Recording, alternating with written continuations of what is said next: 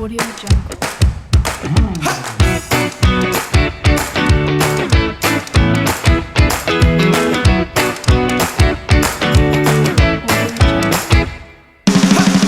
Hi, and welcome to This Week in Sustainability. I'm your host, Mark D'Souza Shields.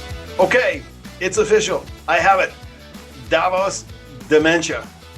That's the severe impairment or loss of intellectual capacity and personal integration due to the loss of or damage to neurons in the brain. The cause? Endless repetition of hope-filled optimism, deflated year after year after year of painfully slow, inadequate change of behavior. I refer, of course, to the words, beautiful words, heartfelt words of corporate leaders offered up at Davos. And they give us hope each year for the coming of the brave, new, sustainable world, only to see them, the words that is, slink out of their private jets and back into business as usual grammar mere hours, minutes upon landing in their home offices. Now, I know what you're thinking. You're saying, don't start with that, Mark. You're such a cynic. But I'm not. Okay, maybe a bit. But I'm a complete optimist too. Just one tempered by 30 years of World Economic Forum GABFest. And don't get me wrong, Davos, it's a good thing. And I would love to be there. I mean, who wouldn't? It's a moment in time. It's a moment in the year where extreme capitalists get together and discuss what they think is wrong with the world. Although, on reflection, many more of us might be inclined to pay more attention to Davos if the CEOs talked more about what's wrong with them than what's wrong with the world. It seems many of them want to, says Tim Wu in a recent New York Times piece. Davos seems like a process of joint self-realization, a kind of group therapy for chief executives. Oh, I wish it was. I only wish it was deeper, more public, and professionally guided. Peyote, anyone? These CEOs, mostly men and mostly white men, they must have some serious Oedipus complexes or something that allows them to invest in fossil fuels while watching koalas burn. Is life that abstract for them? But I digress into cynicism. More optimistically, from afar, if you take a step back, you can actually see that the conversations at Davos, they're really quite radical. They are. But the actions after the GABFest, decidedly incremental, which was fine in the 1940s or 1950s. Hell, I thought it was fine when I bought my last internal combustion engine car in 2012, when we thought that we could actually beat this climate thing. Now it seems pretty clear that limiting the damage is about the best we can hope for. Even if we get concerted incremental efforts, we're unlikely to get to where we need to go on carbon before irreparable damage is done. The Davos men and a few Davos women have been talking about a makeover of capitalism since around, 1989, when the whole existential carbon emission thing was first brought up by Nobel laureate Carlo Rubio. It's not an easy thing to undertake, said Wu, changing capitalism to something less suicidal. It's fraught and a fragile process. At first, I thought he was talking about the whole white male CEO thing, but he wasn't. What he was referring to was that there are terrible guys willing to do bad things, even as good guys and women are creating new and better, more sustainable rules to play by. You have to be careful, he suggests. We need to have both carrots and sticks from government and the marketplace to get us through to a sustainable world. I recommend jail time, a lot of jail time for the bad CEOs and the promise of nirvana on earth for everyone else, of course, and not just the good CEOs, for everybody. That's the way sustainability rolls. Davos. It's kind of like virtue signaling versus koalas burning. What a choice. I guess we have to be honest about what Davos is and what it can accomplish. If you look down the list of the things that it's done or contributed to in a significant way, as I mentioned earlier this week, the only systemic change, and I noticed this after my podcast, the only systemic change talked about in Davos was this thing called disintervention, or the simultaneous pullback of government from the economy and the privatization of many things that were once governmental. Now, this was good for a while, and it was good for some people, but ultimately, and as I mentioned last week, It sowed the seeds of enormous environmental damage, failing government services, and extreme concentration of wealth. Sure, Davos could be considered ground zero for perestroika and gladnos in 1987. But now Russia has what? Mr. Putin, Mr. Sustainability poster boy himself? Not really. President for life, really. And let's not forget women in business. In 2012, 10% of participants at Davos were women. Now it's 25%. Good job. Good job. That's an annualized growth rate of what? 5%? That's not bad, right? Well, what investor would accept 5% when they could get 10%? Besides, last time I checked, women were a smidge more than half the world's population. I'd love to see what would happen at Davos if the gender balance was reversed, 75% women and 25% men. And of course, the men would have to be fitted with a very painful buzzer that would go off anytime mansplaining erupted from their mouths. Ultimately, I guess we need to take Davos really for what it is, not ground zero for the great ideas that are going to change the world. Davos is a wall. It's a great big wall where business and political leaders get to throw ideas against and see what sticks.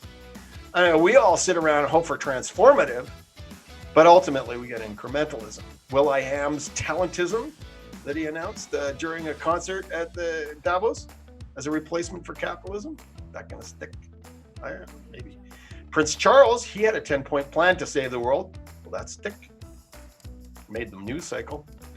This year's thing, stakeholder capitalism. Is that gonna go anywhere, or is it just another fad as well? That's a bit harder to say. The concept does have some broad support, as you know, the Business Roundtable and Larry Fink, CEO of BlackRock, and he likes to say that we're shifting to a stakeholder economy. And of course, I really like that he said that, and I liked it last year. I liked when he said it the year before as well. It's kind of hard to get enthused, and I have to say it's much easier to get mad about Mr. Fink's grand words than it is to be happy about his puny actions. Inadequate, I'll be nice. For like other financial institutions, BlackRock's words vacillate between serial omission and outright hypocrisy. They and most of their finance compatriots still invest in fossil fuels and have been doing so at an alarming rate since the Paris climate agreements in 2015. And I'm not sure they or anyone else there at Davos, outside the protesters, of course, go XR, really get what risk really means to shareholders. But to the corporate types, well, it's something like this. You ready? This is from BlackRock's Vice Chair, Philip Hildebrand. He said, don't forget climate is already in the prices today, prices of assets. A risk that has already manifest in flooding, fires, future regulatory change, tax changes, and all these things are going to affect financial asset prices and assets themselves. And we're going to see a much bigger shift in capital than we currently anticipated. That was BlackRock's Vice Chair, Philip Hildebrand. Now, I'm no riled up hippie activist. Okay, maybe a little bit at heart. And I get it. Davos is a business thing, so they're going to talk about prices and assets and risks and stuff. But didn't Mr. Hildebrand get the memo? What? He didn't even include one proper noun in that sentence. I mean, his boss, after all, Mr. Fink, tells us it's supposed to be about stakeholders. What he was talking about was risk related to profits. And what he's telling us that it's all about shareholders. That's shareholder speak. My God, man, 6,000 people lost their lives to climate change this year. 6 million more were displaced. And that's just the start of things. It's going to get worse, far, far worse. To my friends in Vietnam, Chiapas, Bangladesh, Kenya, New Orleans, risk is not about tax, regulations, and manifest floods. It's personal. It's all species on the planet survival risk time. Put that, Mr. Hildebrand, in your financial risk calculator and see what comes up. No, we're not going to be able to transition from a shareholder economy until we realize something. We realize that what we actually have is not a shareholder economy. We have a fodder economy where people and the natural resources are not much more than fodder with which investors make a profit. Now, I'm not against profit. I love to make profit too. I got investments. But the fundamental value proposition has to change to put people and nature at the center of the risk equation, not capital. And I'm not sure the Davos men get this. Their language both at and after Davos suggests not. I know U.S. Treasury Secretary Steve Mnuchin didn't when he said Greta should go to school before telling us we're burning the house down. And moreover, Mr. Mnuchin, it would seem, simply cannot imagine the infinite possibilities and opportunities for investments in a non-carbon based economy. I'm like, how could they? Carbon just suits their interests far too much. Okay, I know I'm making select observations about Davos, and there's been many good things going on there, if non-game changing things. Announcements of programs and activities that are going to really help the world. They're going to help all sorts of people in all sorts of places. And you want to see a great review of it? Check out devex.com, devex.com. My friend there, Raj Kumar, they do a great job, and they've got a list of things that have been announced that are going to make some impact some places. I'm not a complete cynic, but I'm also not a complete optimist. It just gets me though. Doesn't Davos seem to you like some great big exercise where corporate and political leaders try to figure out how to look really concerned and sound really good while profiting as much as they can by sucking the most out of their carbon assets, at the same time figure out how to profit in a future non-carbon economy? Well, that's hardly transformative by definition, and it's demonstrably true. Their view of risk is not being entitled to this actual scenario. It's certainly not that I can't pay my mortgage, Mr. Banker, because all my crops died from drought or were drowned underwater, or the kind of risk where are we going to sleep tonight, Ma? The roof got blown off the house again in an extreme hurricane. Those are the kinds of risks that people need protection from. It just frightens my socks, too, that the people who are largely responsible for the mess we're in are those that are most likely to profit from cleaning it up, which, by the way, the government or the taxpayers, you and me, will likely pay a big chunk for. So I agree with Salesforce CEO Mark Benioff, is that how you pronounce it? This year, and Dutch historian last year, Rutger Bergman, when they said tax the rich, and I would add tax them hard. Because if we don't invest in solutions to help all folks and repair our shared global habitat, most of us are going to be swimming for it while a select few watch from bejeweled lifeboats. Finally, the press, the conventional press, pretty predictable. Puff pieces on this and that, good program. That's all good stuff. It's to be expected. I call their reporting hope in anecdotes. It almost rhymes, doesn't it? And the sustainability press, I'm afraid not much better. And I'm a bit shocked, really. But then again, we all need sponsors, right? Sorry, guys. I get it. I understand it. You're doing a good job. But don't get me wrong. I appreciate aggressive optimism, even if it's not particularly and always well placed. But of all the special initiatives, and I tried to, sort of sum them up in my head, announced at Davos, there might be about $1 billion worth or so, save, the trillion or so that Goldman Sachs announced and this kind of stuff. We'll see what happens with those ones. But all told, it's about $1 billion worth of immediate programs that are going to help to try and transform the world. But it's not going to, and the press makes a big deal of it, and I don't get it. So I thank the gods for The Guardian and for other information providers like the Friends of the Earth or World Resource Institute and Greenpeace, whose well-aimed, evidence-based assessment of progress on climate, biodiversity, and equality goes straight to the heart of what is wrong, who is responsible, and how to fix it. Oh, Oxfam, shout out to you guys. Awesome stuff. World leaders, business and political, they tell us, are failing us. They are. Gizmos like the Davos Manifesto, the Do No Evil World Economic Forum Guide for Big Corporations, voluntary, non-binding. Pretty words, no teeth.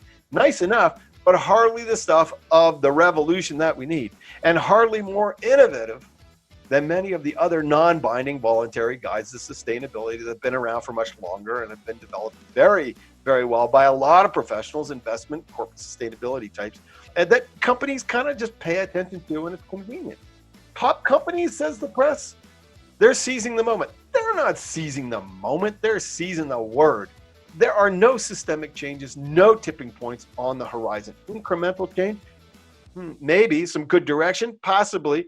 Transformational? Hardly. Although I have to say, I am a little bit more optimistic this year than others because there's a confluence of things that are going on in the economy that start to make me feel good. Electric cars, changing the nature of our cities, like bike paths, for example, solar and wind power, the phasing out of coal. These things make me excited. But as responsible consumers of information, if you're concerned about sustainability, climate change, inequality, loss of biodiversity, you gotta know that Davos optimism is expressed in anecdotes, while Davos cynicism is expressed in statistics. Before I leave, I want to give you an example. Optimist. Banks are addressing climate change. Santander, for example, allows credit card customers to offset their carbon emissions with a small extra payment. Cynic. Since and despite the 2015 Paris Accords on climate, major commercial banks, including Santander with $18 billion, have poured trillions of dollars into fossil fuels. Optimist. BlackRock announces it will invest $1 trillion in sustainable investment. Goldman Sachs one-ups it, $1.1 trillion in sustainable investment, all by 2030. Cynic. By their own quantitative measures, sustainable investment professionals see very little impact from their sustainable investments. Now, I could go on, optimist, cynic. I could go on, but we've only got 10 years to fix this problem. But I will say this, optimists find hope in incrementalism. Cynics look for the much needed transformational change. We're desperate for it. Yet, as always, I have hope. I have hope, and I have lots of optimism, as I mentioned. For as Greta Thunberg said, nothing needs to be invented, created, developed, or even imagined to stop climate change, reverse the biodiversity crisis, or fix inequality, other than the will to act. And I know there's a lot of you out there, and some CEOs out there that have just that, the will to act. It's been another hard week, and my Davos Dementia is really acting up. And there's only so much Groundhog Day optimism one can take. So thanks for listening. I'm out. Thanks for listening. I'm Mark D'Souza Shields, host of This Week in Sustainability. If you want to learn more about how you can bring greater sustainability into your life, check out thesustainablecentury.net, where you'll find videos, podcasts, articles, and even a few do-it-yourself projects. And remember, it's up to you. It's up to us to make this happier and healthier.